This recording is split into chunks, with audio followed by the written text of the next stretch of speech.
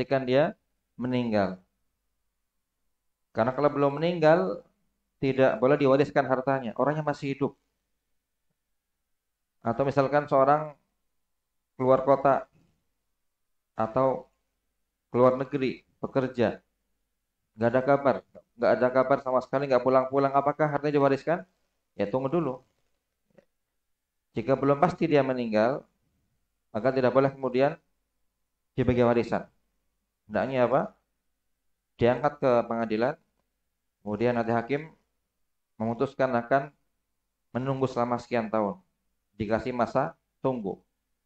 Jika selama sekian tahun yang hakim putuskan tidak kembali ke rumah, dan hakim memutuskan menvonis fulan dianggap meninggal, ya karena nggak ada kabar, nggak ada WhatsApp, tidak ada telepon, tidak ada kabar apapun, hakim memutuskan kalau sekian tahun tidak kembali, dianggap telah meninggal, baru setelah itu dihukumi meninggal, sehingga istrinya boleh menikah lagi setelah masa iddah selesai, hartanya diwariskan pada ahli waris dan seterusnya. Sehingga syarat pertama itu dipastikan apa? Mayit meninggal. Mayit pemilik harta meninggal. Syarat yang kedua, kepastian hidupnya ahli waris ketika mayit meninggal. Ini juga syarat. Maka ahli waris yang meninggal duluan sebelum mayit yang punya harta, dia tidak mewarisi. Tidak dia, tidak pula keluarganya. Sehingga yang mewarisi hanya yang masih hidup. Sehingga yang mewarisi harta mayit hanya yang masih hidup dan masih ada ketika kematian mayit, pemilik harta.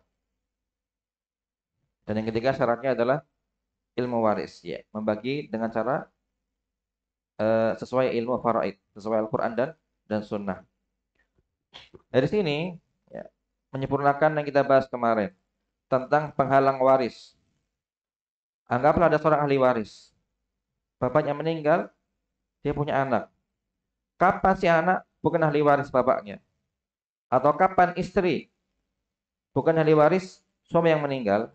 Ini dibahas dalam bab penghalang waris. Meskipun kadang mereka saling mewarisi ahli waris, tapi kadang ada penghalang yang menjadikan seorang tidak mewarisi harta kerabatnya, atau suaminya, atau istrinya, atau yang lain. Di sini Rasul mengatakan di antaranya yang pertama, beda agama. Beda agama antara mayit, pemilik harta warisan, dan ahli waris. Misalkan, bapak yang meninggal, seorang muslim, punya tiga anak, yang dua muslim, yang satu kafir. Maka anak yang kafir tidak dapat jatah warisan dari bapak yang meninggal, karena beda agama. Bapaknya muslim, anaknya kafir. Rasul mengatakan, la yarithul kafirul muslima. Orang kafir tidak mewarisi harta seorang muslim. Anak yang kafir tidak mewarisi harta bapaknya yang muslim. Juga sebaliknya, kalau yang meninggal adalah bapaknya kafir misalkan, bapaknya kafir, ada anak yang muslim, maka anak yang muslim tidak mewarisi harta bapaknya yang kafir. Karena apa? Beda agama. Beda agama. Sehingga Rasul mengatakan setelahnya, walal muslimul kafir. Seorang muslim tidak mewarisi harta orang kafir. Ini penghalang waris yang pertama. Perbedaan agama. Nah sekarang berikutnya adalah gimana kalau sama-sama kafir tapi beda agama. Yang satu agama Yahudi, yang satu Nasrani, Kristen. Atau yang satu Hindu, yang satu Majusi. Sama-sama kafir tapi beda agama. Ini ulama berbeda pendapat tentang masalah ini. Ya. Sebagian mengatakan kalau mazhab siapa namanya? Eh, Apa kita baca di sini syarahnya? Ustadilla bil hadithi ala anna an-nasa min ashabil milal al-mukhtalifah la yarithu ba'dhum min ba'd.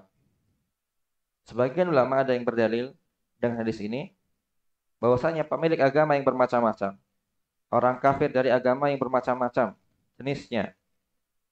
Kalau mereka beda agama, tidak saling mewarisi satu sama lain. Tidak saling mewarisi satu sama lain. Misalnya kalau bapaknya Yahudi, anaknya Kristen, maka tidak saling mewarisi. Atau anaknya Hindu, bapaknya Kristen, juga tidak saling mewarisi karena beda beda agama.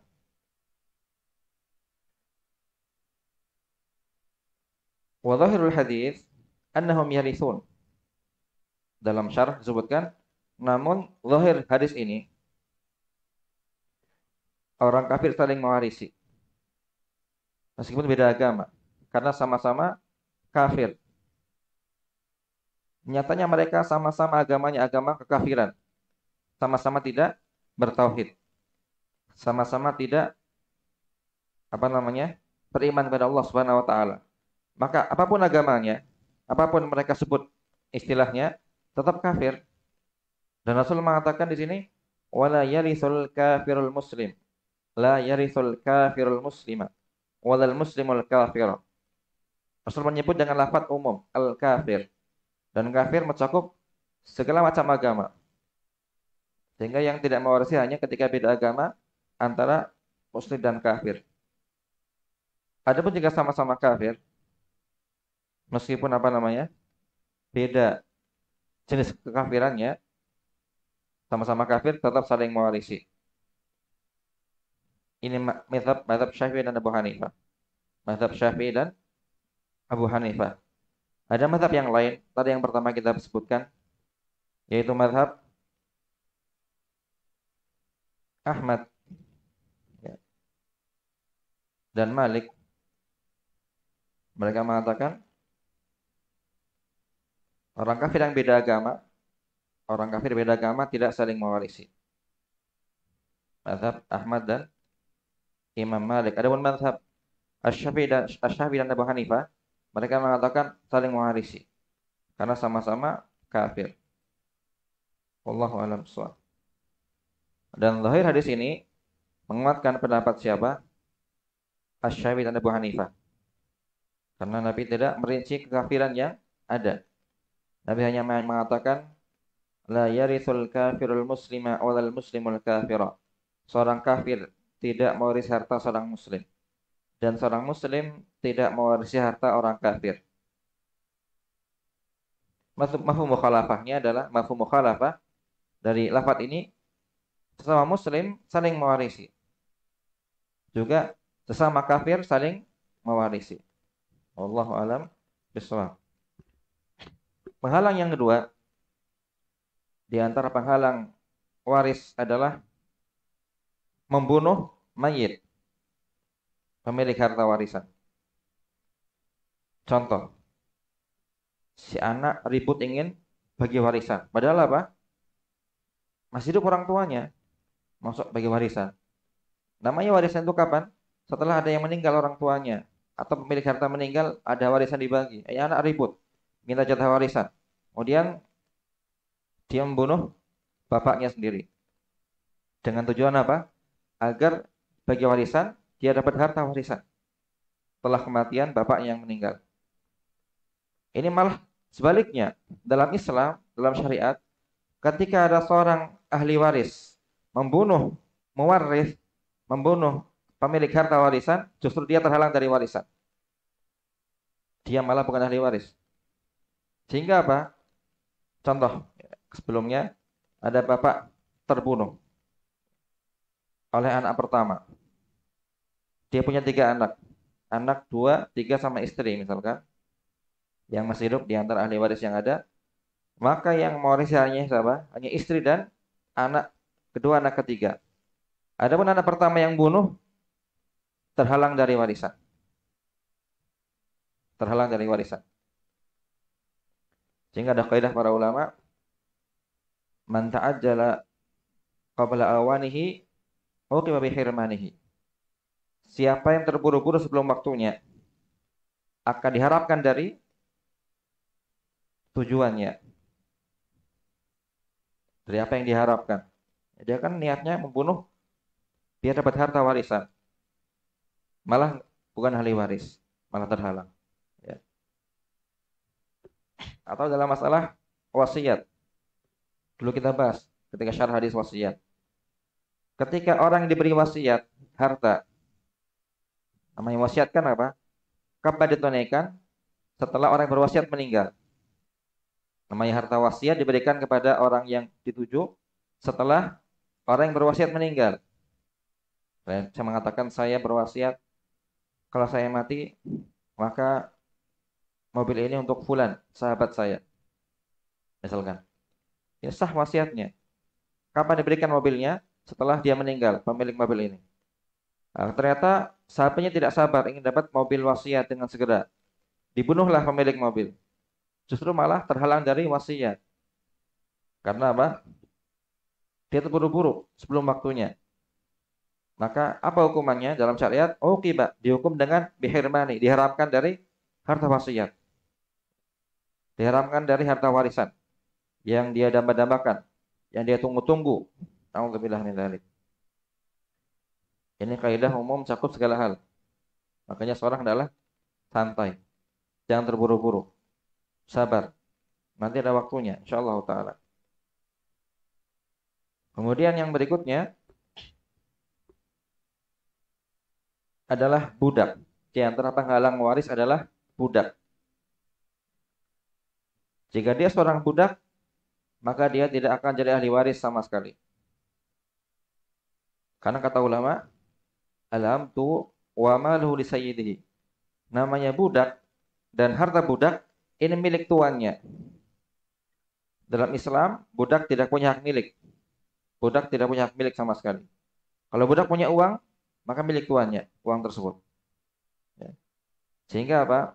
Ketika ada ahli waris dia seorang budak, misalnya dia punya kerabat yang meninggal, dia saudaranya ahli waris, tapi dia budak, maka dia bukan ahli waris, terhalang dari warisan. Yang ahli waris hanya yang merdeka saja, di antara kerabat mayit. Adapun dia seorang budak, dia bukan ahli waris. Ada penghalang waris karena dia seorang budak. Nah, wallahu alam bishawab. Kemudian di sini ada syarah.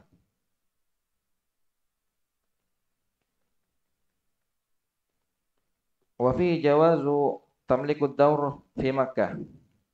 Wa anna riba'a Makkah yumkin an tumlak. Kita bahas kemarin tentang apa? Tentang seorang yang sudah hijrah dari kota, dari negeri yang lama ke negeri yang baru, negeri kafir ke negeri Islam, maka dia tidak boleh kembali ke negeri asal. Kita bahas kemarin hadis masalah ini. Ya. Orang yang telah hijrah dari negeri yang lama, negeri kafir ke negeri Islam, atau negeri yang penuh kefasikan dan dosa ke negeri yang penuh ilmu dan ibadah, ketaatan. Negeri yang ada teman-teman jelek sebelumnya, hijrah ke negeri yang baik, banyak orang-orang soleh jadi sahabatnya. Maka tidak boleh dia kembali ke negeri yang lama. Tidak boleh dia kembali ke negeri yang lama. Meski demikian, seperti para sahabat, Rasul menyayangkan ketika ada sahabat sudah hijrah ke Madinah, lalu dia kembali ke Makkah berkunjung dan mati di kota Makkah. Belum menyayangkan dalam hadis yang kita baca sebelumnya. Namun di sini ada faedah di sini kata mensyarah kitab ini, bolehnya seorang memiliki tanah di kota Makkah, meskipun kita nggak boleh kembali ke mana negeri asal hijrah, tetap boleh memiliki hak di sana, boleh punya harta di sana, boleh punya rumah, boleh punya apa? Tanah, tidak masalah. Sehingga ketika itu Usamah bin Zaid bertanya, "Atanzilu ghadan fi darika?" Apakah engkau akan singgah besok di rumahmu? Darika ini rumahmu, berarti rumah ini masih milik Rasul. Anggapan siapa? Usamah bin Zaid. Yang dulu Rasul tinggal di kota Makkah sebelum hijrah ke Madinah. Nabi tidak mengingkari apa ucapan dari siapa? Usamah. Boleh seorang punya hak milik di kota Makkah atau di tempat asal hijrah untuk investasi atau untuk properti, misalnya tidak masalah. Wallahu alam bishawab. Kemudian di sini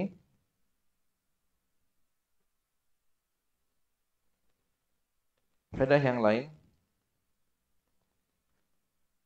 makna riba, ya. Wa hal taraka lana aqilun min riba'in. Apakah akil?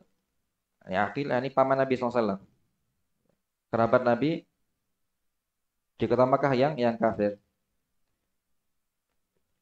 Min riba'in, ar-riba di sini maknanya adalah ad-daur wal aradi. Ar-riba bermakna ad-daur, yakni rumah, dan aradi tanah.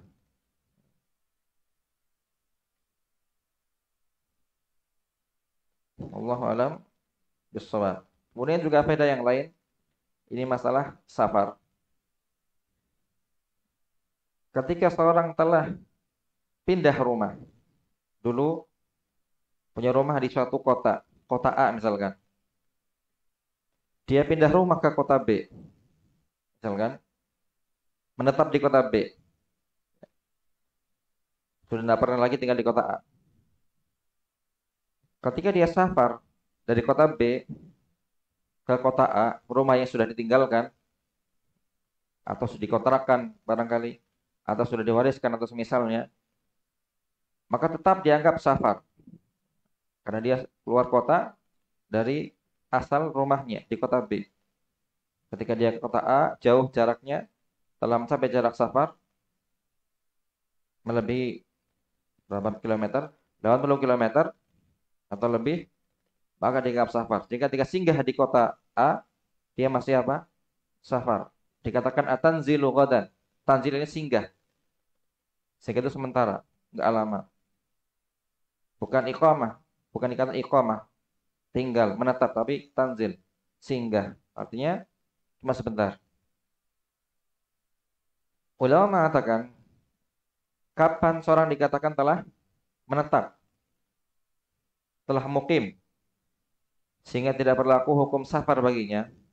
Ya, ketika seorang dari kota B safar ke kota A, cuma singgah di sana. Rumahnya di kota B, dia ada keperluan singgah di kota A. Keperluan pekerjaan, keperluan ada walimah atau keperluan bisnis. Kapan seorang masih dianggap safar? Orang dianggap safar pertama ketika dia keluar rumah di kota B. Dia berangkat dari rumah, keluar naik kendaraan, ya maka sudah dianggap safar. Sudah boleh menjamak sholat maghrib isya, zuhur asar, baik jamak takdim, jamak di waktu yang awal, atau jamak takhir di waktu yang kedua. Juga boleh mengqashar sholat ketika di perjalanan. Sejak berangkat dari kota B, berangkat naik kendaraan, sampai tiba di kota A, tujuan safarnya masih dianggap safar.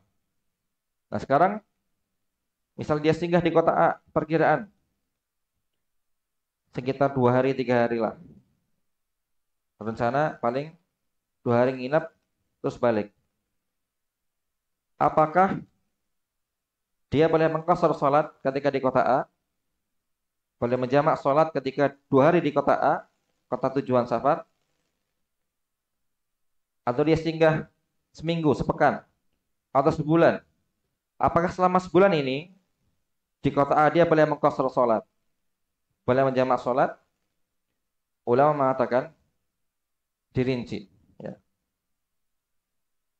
Ketika dia safar dan berniat tinggal di kota A selama 4 hari atau lebih, ya, dia tinggal di kota A, rencana singgah 4 hari atau lebih. Misal berangkat hari Senin sampai kota A hari Selasa pagi. Maka kalau dia singgah di kota A 4 hari atau lebih, Selasa, Rabu, Kamis, Jumat, atau dia sepekan di kota A 7 hari, maka dianggap dia mukim di kota A. Dianggap apa? Sudah tinggal mukim. Sehingga ketika sampai di kota A tidak berlaku hukum safar baginya. Kalau niatnya tinggal berapa tadi? 4 hari atau lebih. 4 hari, 5 hari, sepekan, sebulan. setahun,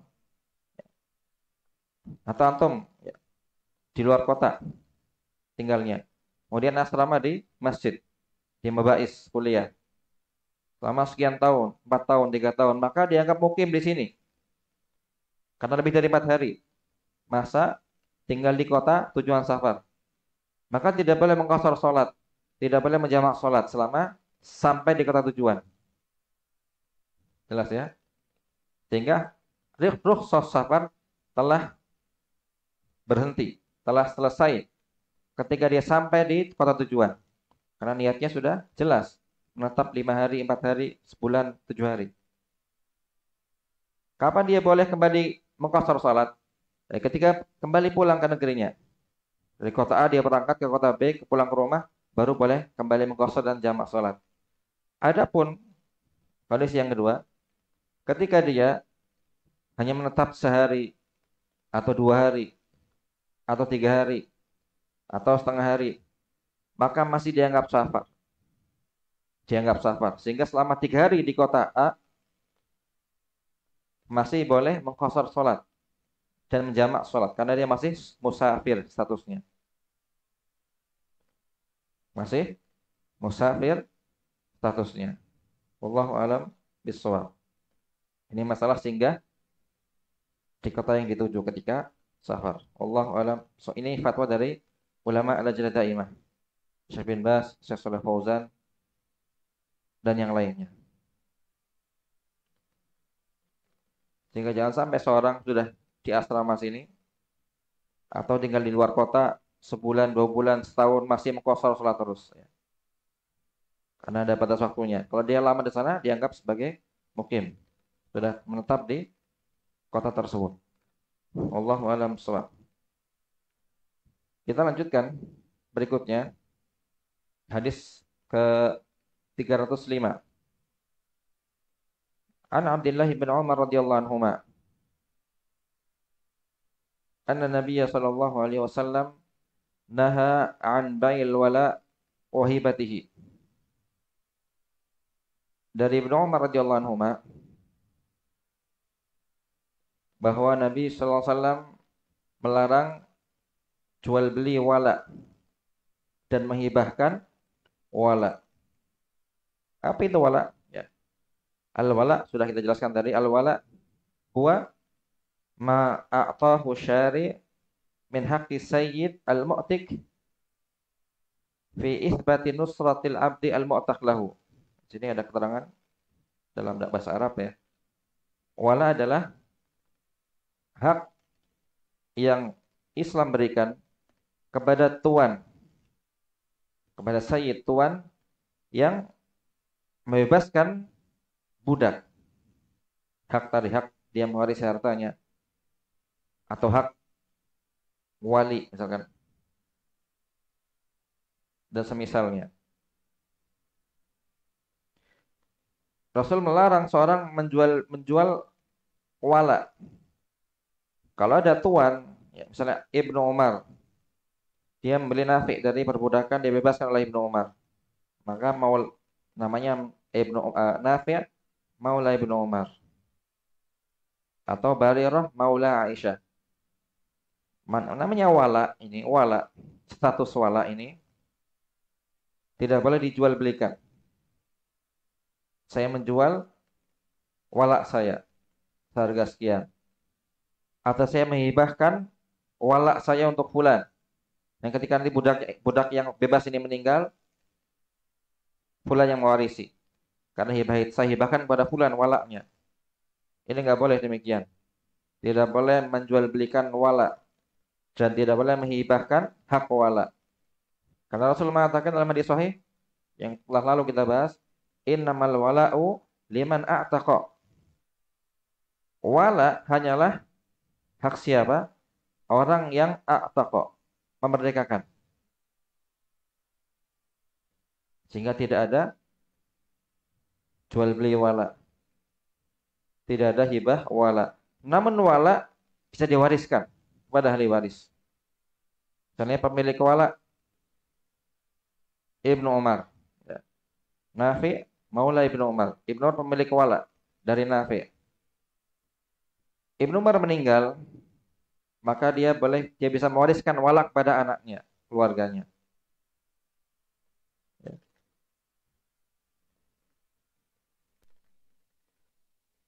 Kita syarahnya kita baca. Waqad kana ahlul jahiliyah yarithuna bil wala. Dahulu pada masa jahiliyah, manusia saling mewarisi wala, dan Islam tidak mengingkarinya. Islam menetapkannya dalam syariat. Ya, ya, ini dibahas dalam kitab Faraid. Kalau babul wala ini di bab yang paling terakhir. Ya, kalau di ilmu faraid, ilmu waris, babul wala ini di akhir-akhir bab. Akhir-akhir bab apa? Faraid. Islam menetapkan hal tersebut. Ya, ini ketika apa? Ketika mayit, ketika budak yang dibebaskan meninggal dan dia tidak punya ahli waris nasab, tidak punya orang tua, tidak punya anak, tidak punya suami atau istri, tidak punya yang lainnya. Yang ada hanya pemilik kewala, tuan yang bebaskannya, maka dia yang mewarisi. Jadi kan hak, ya, sehingga hak itu diwariskan kepada kerabat dari pemilik wala. Maka kerabat Ibnu Umar mewarisi wala dari Ibnu Umar. Nah, kemudian kita bahas kemarin tentang apa namanya, pembagian waris laki perempuan. Allah dalam Al-Quran mengatakan, lidzakari mislu hadzil unthayain. Dalam An-Nisa Allah Taala katakan, yusikumullahu fi auladikum lidzakari mislu hadzil unthayain. Allah berwasiat kepada kalian dalam warisan anak-anak kalian, lidzakar, satu anak laki-laki mendapatkan bagian dua anak perempuan.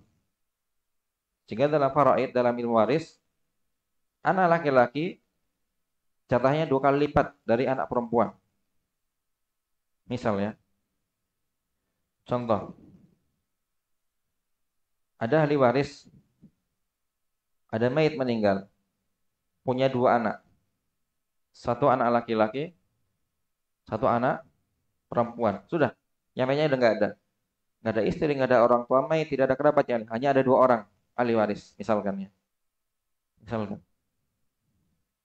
Gimana baginya? Maka baginya tinggal even, anak laki-laki dua kali lipat, dua bagian, anak perempuan satu bagian. Jelas ya? Kenapa demikian? Karena Allah yang perintahkan dalam Al-Quran, lidzakari mislu hadzil unthayain. Ya. Ini yang pertama ya. Anak laki-laki bagiannya dua kali lipat anak perempuan. Alasan yang lain secara akal, hikmah syariat, anak laki-laki besok akan menikah. Ya. Namanya menikah itu butuh wajib memberikan mahar untuk istrinya. Wajib memberikan tempat tinggal untuk istrinya besok. Wajib memberikan nafkah kebutuhan anak istrinya. Sehingga wajar ketika dapat dua kali lipat. Ya. Karena masih panjang kebutuhannya. Besok mau menikah, berikan mahar untuk apa? Nafkah anak istrinya besok. Sehingga apa? Harta dia nanti diambil untuk banyak kebutuhan. Adapun kalau anak perempuan, harta murni milik dia sendiri. Ketika anak perempuan punya harta, terus dia menikah, maka harta itu milik si anak perempuan, milik si istri. Suaminya tidak berhak untuk mengambilnya tanpa izin istri. Ya. Sehingga adil. Harta suami dalamnya ada hak istri, anak-anak. Harta istri murni milik istri. Suami tidak boleh untuk campur apa namanya menzalimi istri dengan merampas hartanya. Sehingga adil. Ya, ketika dikatakan Allah menyatakan anak laki-laki dalam Islam dapat dua kali lipat dari anak perempuan. Karena perempuan dia tidak ada hak tidak ada kewajiban menafkahi suaminya. nggak ada kewajiban nafkahi anak. Ya, saat menikah dapat mahar dari suaminya. Namanya mahar kadang tergantung kebiasaan masyarakat. Kadang mahar berupa uang sekian juta dengan perhiasan. Kalau menikah justru dapat dari suaminya, dapat bagian dari suaminya, dapat mahar, dapat nafkah. Sementara harta dia utuh. Harta dia utuh. Karena laki-laki dia punya harta, dia menikah malah berkurang. Sehingga ini sesuatu yang adil, bukan sesuatu yang pilih kasih atau kezaliman. Ini semuanya adil. Bahkan dalam masa jahiliyah dahulu, anak perempuan ini tidak dapat hak waris sama sekali dalam masa jahiliyah dahulu. Islam datang menetapkan hak waris bagi wanita. Ya, ini jatahnya berapa? Separuh anak laki-laki. Dan ini apa? Adil. Ini adil. Karena Allah yang maha mengetahui, al-alim, maha bijaksana. Allah yang paling tahu maslahat manusia. Ya. Ketika ada syariat yang Allah tetapkan, sudah pasti baik dan adil. Tidak mungkin berisi kezaliman sama sekali. Hanya saja kadang kita akalnya terbatas. Akal kita terbatas, tidak bisa memahami syariat dengan baik, sehingga seakan-akan apa ini kezaliman kepada perempuan. Padahal bukan kezaliman sama sekali. Ya, wallahu alam bishawab. Ada pertanyaan sampai sini? Sudah masuk waktu Isya.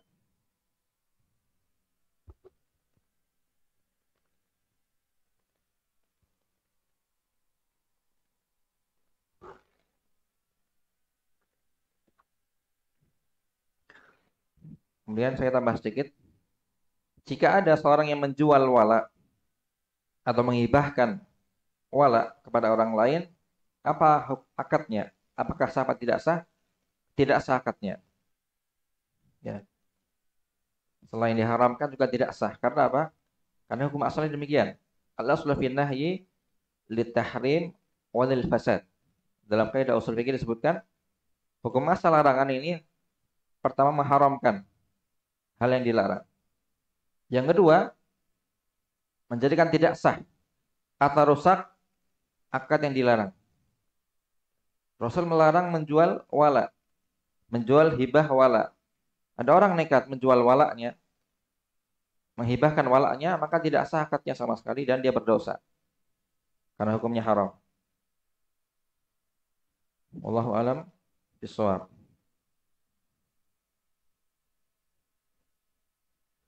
Tinggal tersisa satu hadis lagi. Dan kita selesai nanti kitab atau fikih muamalah dari syarah Umdatul Ahkam Kitabul Buyu'. Wallahu alam bishawab.